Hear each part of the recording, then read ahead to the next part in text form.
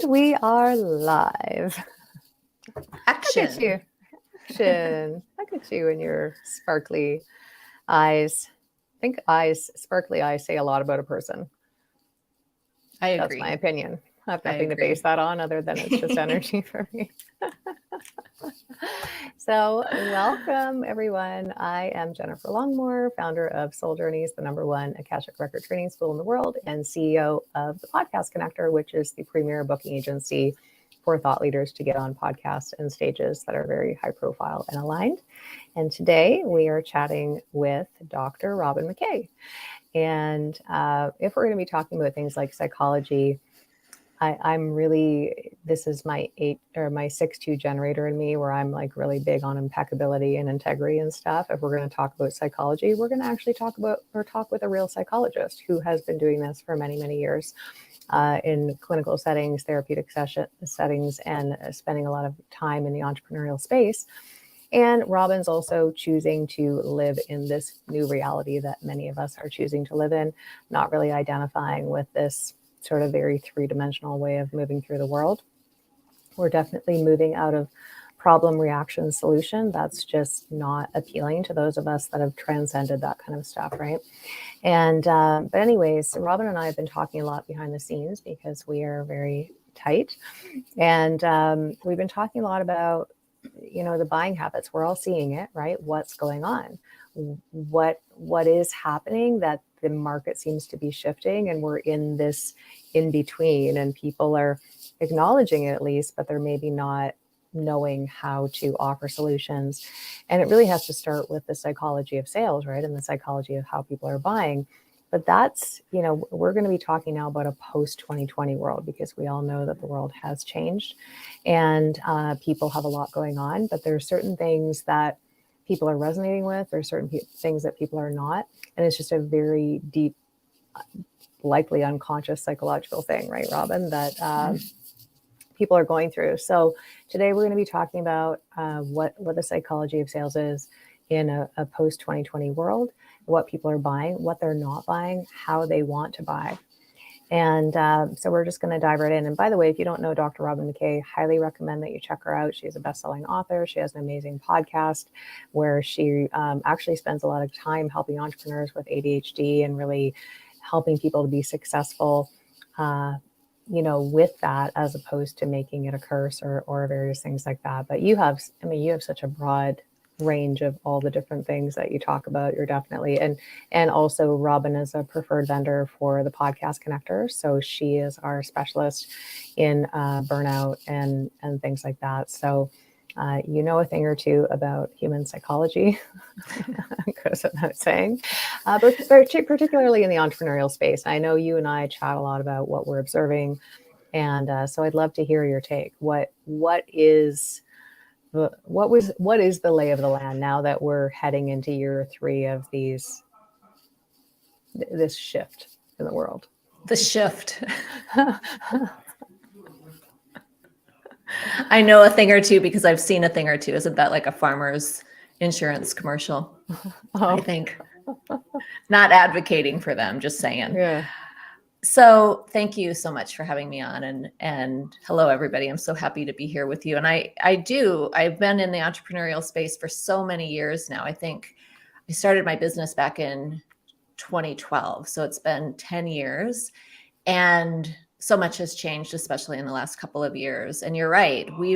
Especially in the post-2020 era, we are seeing a lot of trends that are quite different than what we might have experienced prior to all of the shift that's taken place. So I'm happy to chat with you all about that today. And I like to look at from 4 different angles. I like to look at who's buying. So I like to look at their psychology, the characteristics that I'm seeing, the people who are investing. I always struggle. Are they spending money or are they investing? And I think the new world economy, we're investing more than we're spending. So we're really making, first of all, a shift from the consumer economy to the investment.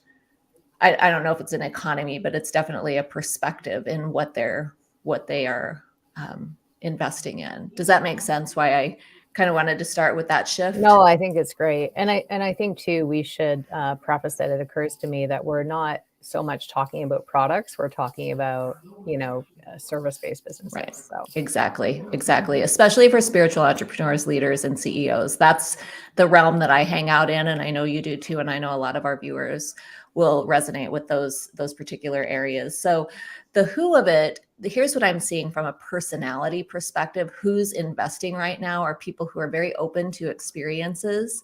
They have adventurous spirits.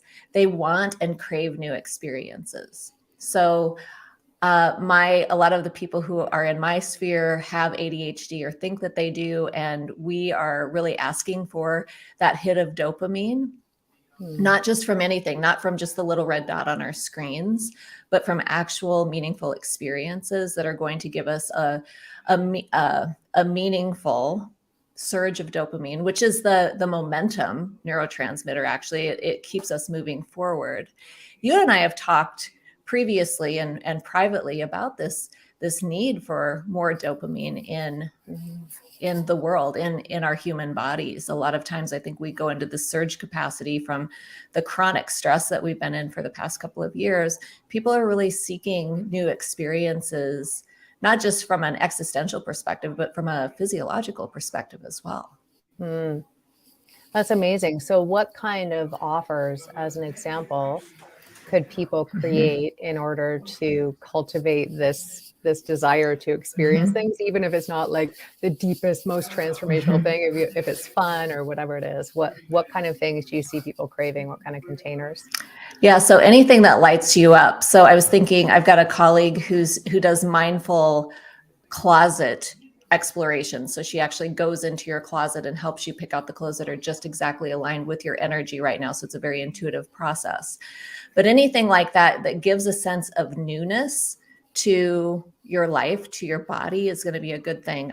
Retreats are actually coming back online now. People are traveling more and they're wanting to go new places, try new things. So I, for example, am planning a retreat in Scottsdale, Arizona in January. And I'm actually having a conversation a little bit later today with somebody who does an equine, a horse experience that I'm looking to give my clients who come to this retreat. Those new, I just keep going back to this word, new experiences, I think is the key to that. It doesn't have to be the most deep or meaningful one, as you would say, but I do think that another characteristic of the people who are investing right now is that they do want to have those meaningful experiences. They have been at an existential crossroads, or even having an existential crisis about what is the meaning of all of this? Why am I here? What is my purpose? And they are wanting to do a deeper dive than they have been in the past couple of years anyway, into understanding who they are and what they're meant to be doing now and in the future. Yeah, I love that. And I'm glad that we're talking about the tangible stuff, because I don't want this to, and I know you don't either, right? We want to be offering a lot of value in the time that we're going to be spending today. So what else are you seeing? So you have these 4 categories. So first you're looking at how are people buying?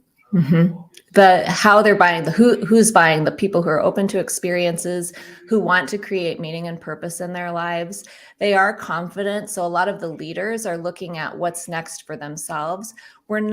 You and I talk a lot about struggle bunnies, the ones who kind of circle us and sit on the fence and take a long time to decide things.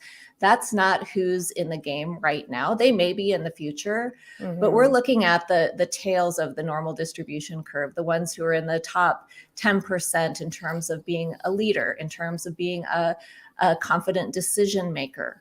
And they have the finances in order to be able to support their goals and dreams as well. So they're actually unfreezing themselves from this kind of stasis that we've been in the last couple of years. And they are lighting the fire under their lives and really moving into what's next for them, even if they don't know exactly what it looks like. The other thing that they have in common is that they have a vision for what's possible in the future. They know they don't want to be on the gerbil wheel anymore, to keep doing the same thing over and over and over again. And they're not sure what's next, but they're confident in themselves to be able to create what it is they desire for themselves and for the people in their lives as well. So that's the who of it. So it sounds like those folks are already operating in the field of possibilities, or they've made a firm decision that they're now going to be operating in the field of possibilities, and they want to just keep expanding into that. Mhm. Yeah. So from a marketing perspective, then, I mean, this is helpful information, right? Because if struggle bunnies who will maybe buy the $7 ebook or the 20, and it's not that Mhm. they're wrong, it's that, you know, we, we can all be in places where we're pre-contemplative or contemplative about our transformation. And so if those folks are still in that energy, like it really does not make a lot of sense to market to them. It's making sense to market to people and speaking the language though of, hey, I see you. You're Mhm. already someone that likes to keep growing. Here's this thing that I have for you. Would you like to join us? Kind of a vibe. That's such a beautiful example, because where a lot of these people are is in the place of being at a crossroads. What's next for me? There are some who are moving into a retirement phase of their lives. Retirement, and I'm using that word loosely, but leaving their corporate careers and looking for what's next. There Mm-hmm. are those who are empty nesters who are doing the same thing. I'm talking about Gen X and the boomers, really, but even the millennials are looking at different ways of doing life than the status quo. That TikTok grit, Mm-hmm. tenacity, and hard work sort of situation is a thing of the past. There are still tendrils of it, obviously, here and now, but Mm-hmm. as we move into 2023 and beyond, I just see that releasing even more, so that people are more in, when they're working, they're in flow, they are being creative, they are contributing rather than just being kind of a slave to the TikTok clock. Mm-hmm. So that's what I wanted to say one other thing about the struggle bunnies, and I bless them. I mean, I think we've all at some point been in that place of kind of being frozen about what to do next in our lives. So we're looking around for the leaders to show us the way, for sure. Here's the thing I want entrepreneurs to pay attention to is the language that you're using when you are getting ready to market. I talked to somebody recently who's starting a business. She's got a great idea for it. It's a mindfulness practice, coaching practice for people. And I asked her, who does she want to work with? She said, I want to work with people who can't help themselves. So when you're speaking to that, and there's nothing wrong with helping people who can't help themselves, but it feels much less like it's an advancement into the field of possibilities and more like they're still kind of in the rescue mode rather than the, as you like to say, the linking arms and moving forward into the future. So we have to be really mindful of the language that we're using and even how we're thinking about who we're calling into our businesses to work with us. Mm-hmm. So just to clarify then, the things that people are going to be buying, for those people that are in the buying mode, which we've identified, are things that help me with more of that existential stuff, like why am I here? What's next? How can I contribute more? Am I on the right track? All of that kind of stuff. And then and then life transition. I know a lot of people. I mean, really, the last 2 years, just from an astrological perspective, is all about the dismantling of the various things that are in our own system, right? So that we're now stepping into spiritual maturation for the next 3 years. And so it makes sense that we're now ready to go, oh, wait a minute, those things didn't work, right? Whether we knew we were in a sort of life review or not, over the last 2 years, we're really taking inventory on what feels aligned, what doesn't. And there's a lot of, there's a level of risk aversion we have to build into that, right? If we're making pretty significant leaps in our life. And so that's a part of it as well. But even the secondary piece, maybe the lighter piece. It's interesting that you bring up wardrobe, because I just hired someone to help me with my wardrobe, because I feel like I've outgrown almost my whole wardrobe. And I'm like, like I need to figure out what this looks like. And she, we haven't started officially yet, but she's fantastic. She has this monthly membership for $65 where she goes shopping for her clients and plunks a whole bunch of outfits in, not just any, like literally curated to your body type and your size and your colors and all that kind of stuff. And then you get to shop in this thing. How fun is that? How fun is that? Talk about a major hit of dopamine. So easy for me, so right? easy. So how, and it's how to savvy, your point, right? to your point, it's a done for you service. And this is something else that when we're looking at what they're buying, we don't need more information. Mm-hmm. Oh my gosh, I'm on information overload. I don't know if you are. Yeah. I want this. You probably do too. I'm guessing that our viewers do as well. We want to be part of a community who's moving forward together. We know that the old lone wolf syndrome is a thing of the past, or quickly becoming that, and really moving into the collaboration, the walking shoulder to shoulder with somebody, to know that an advisor, a coach, a mentor has your back is a really important piece of the puzzle. It's not necessarily that the programs and services all have to be done for you. It could be done with you as well. This is something that you've talked about as well. And I think that that's kind of the joy of it, is this partnership and collaboration that's come forward as a result of kind of the opposite of that, the isolation, the being kind of made to stay at home in the last couple of years, is now giving way to, how can I connect with people who are like me, who are advancing, who have maybe even gone further than I have gone, or know something that I don't know? How can I work with those kinds of people? Love it. So yeah, even the lifestyle stuff that you're talking about, right? It sounds like if people are really paying attention to their lifestyle, and is this really how I want to move through life in my day to day? And, you know, what kind of experiences do I want to call in? This is a great time for, well, brands that sell consciousness, brands that sell lifestyle, right? And brands that sell, you know, clarity, purpose, direction, that kind of thing. And then of course, done with you and done for you, back to the you know, the designer. Like, when I say I don't have the time, I do have the time. It's not how I choose to spend my time, to go drive to a mall and go spend hours of my time trying to like buy something and what, you know, like, please just make it easy for me. You go spend I'll pay you to go spend your time. You go curate some outfits for me, and I will, you know, I will then pick and choose in 5 minutes of my time while I happen to be listening to some sort of inspirational TED talk in the background, right? And so I love that you're chatting about that. Okay, so what else do you have there? I know you have a nice list for us. Yeah, I keep looking down here to make sure I'm covering it. Well, so we covered the who's buying, what they're buying, why they're buying it. We've addressed to some degree. It's around the answering the existential questions. And I was reflecting, I remember about 10 years ago when I started my business, I was a positive psychologist. I dealt in happiness and well-being, and all of the gurus and coaches at the time were saying, you can't sell happiness, you can't sell well-being, you can't sell purpose. And that, I think, has shifted. And we've got some energetic work to do around shifting our beliefs and attitudes about what people are actually investing in. And it is in part their well-being. It is in part their peace. It is in part the outcomes. It's not necessarily, you know, selling high. Of course, with entrepreneurs, learning to sell high ticket is still an important skill to use and to learn.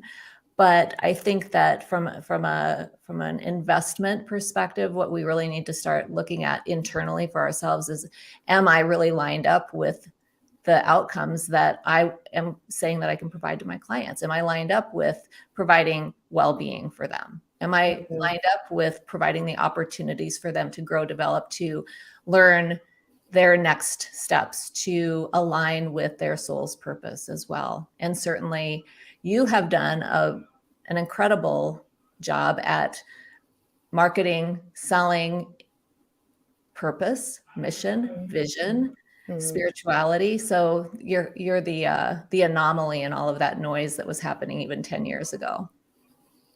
Yeah, I don't know really how that happened, but I will say, and I was gonna, you know, it reminded me of something when you were talking, that, yeah, I mean, there's such a need to massively mature the personal development space, right? And this ascended reality that we're choosing, and you and I and a few others are going to be chatting about that next week, because we're going to be asking people to lead up, basically, and stop these shenanigans in the online space around, you know, all of this coach call out culture and lack of accountability and like just various things, right? It's very off-putting. And when you're operating at a certain level of consciousness and you see people that are also high profile engaging in that and curating gossip and stuff, it's quite jarring and frankly disappointing, right?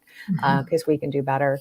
But with that, you know, with the spiritual maturation that we're heading into, there is that thing that you're talking about, right? Where we really need to know, are we calibrated to the thing that we're going to be offering? Because the incongruence in that, it will actually make it harder to sell that particular Yes. offer. Not because you're a bad person and not because that buyer doesn't like you or whatever. It's just that there'll be a texture of energy that people will tap into, and they won't know what it is, but they'll feel the incongruence and they won't be able to lean in until we're calibrated to be the vessel to deliver the thing that we're, saying we want to deliver. So thanks for bringing that up.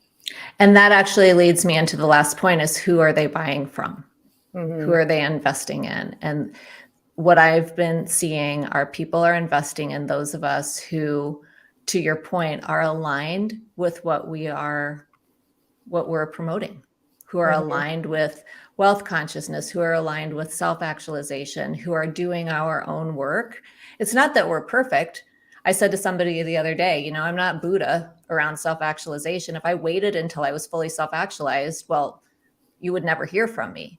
But to be on the path and to be having this awareness of where are the wobbles in my own trajectory, and making sure that my frequency is high, sweet, and on point with regard to my own self-actualization allows me to hold space for people who are wanting to be on the same journey with me. The ship's captain has to be solid in her own development in order to be able to lead the way. I love that. I think, one of the things that is super helpful in this conversation, and I know that you have, not that you came on here to promote, but I'm actually choosing to promote you. So Robyn does these amazing accelerated, ascended wealth activations, essentially channeled activations. Robyn's been a channel for a long time. She doesn't always publicly tell people that, but behind the scenes, she's a very clear channel, which is also why she's coming on our roundtable next week to talk about predictions for 2023, generally speaking, for the collective, right? Because I only like to link arms with clear channels if I'm going to share them with my community. And, but anyways, it occurs to me too, I mean, we do have to get our wealth consciousness, our prosperity consciousness, whatever we want to call it, in alignment to be able to do this, because there's a level of, I'll say, amplified leadership that's required, because so many people are not going to be able to calibrate. They're not embodied enough yet in this spiritual maturation in their leadership, such that the folks that choose not to elevate they'll have business. They'll just have to work that much harder, and they'll go down shame spirals and stuff, wondering what's happening. And it's because people are going to be looking for very pristine channels, very impeccable leaders in the space, because their toleration for shenanigans is at an all-time low. And so that being said, when we're looking at amplifying our business more and putting out more offers and being able to receive more and having permission to allow ourselves to have more than we need, because we're conditioned for that. Robyn has these, I'll call them mini packages of wealth activations. Do you want to chat a little bit more about that? I just love doing these so much, and they have been so popular this winter. That's one thing that I've just realized, is how hungry people are for the expansive experience. When I talk about wealth consciousness, I learned this from you actually, about how to really understand wealth consciousness. It's our capacity to attract wealth, but it's also the capacity to receive it, to hold it, and to expand into more.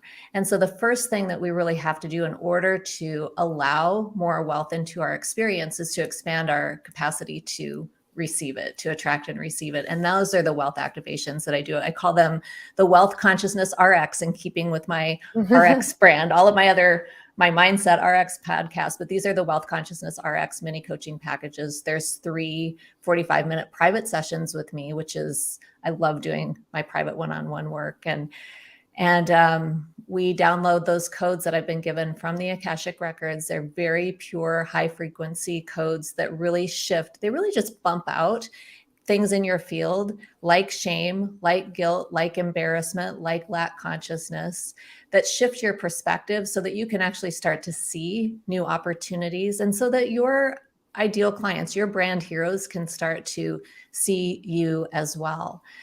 There's a lot more to it, but I know that for me, as I have shifted my own wealth consciousness. And I've been working on wealth consciousness for literally years now, having come out of psychology, where we deal in the opposite of wealth consciousness a lot, at least in the clinical setting. I've had a lot of work to do around that. So being able to expand, and I see the results in my own life, and I see the results in my clients as well, in terms of clarity and confidence, alignment with the self-actualization path is another piece that comes forward as a result of doing these beautiful energy work sessions with me. I love it. So for any of you that are feeling called to do that, and I highly recommend it, Robyn's going to pop a link into the comments for you to check it out. And then additionally, you mentioned your podcast, the Mindset RX. So definitely invite you to go and subscribe to that. There's a lot of great interviews on there. And especially if you're someone that wonders, do I have ADHD, or you have ADHD, how do I do entrepreneurship with this way that my brain works, essentially, right? That is available.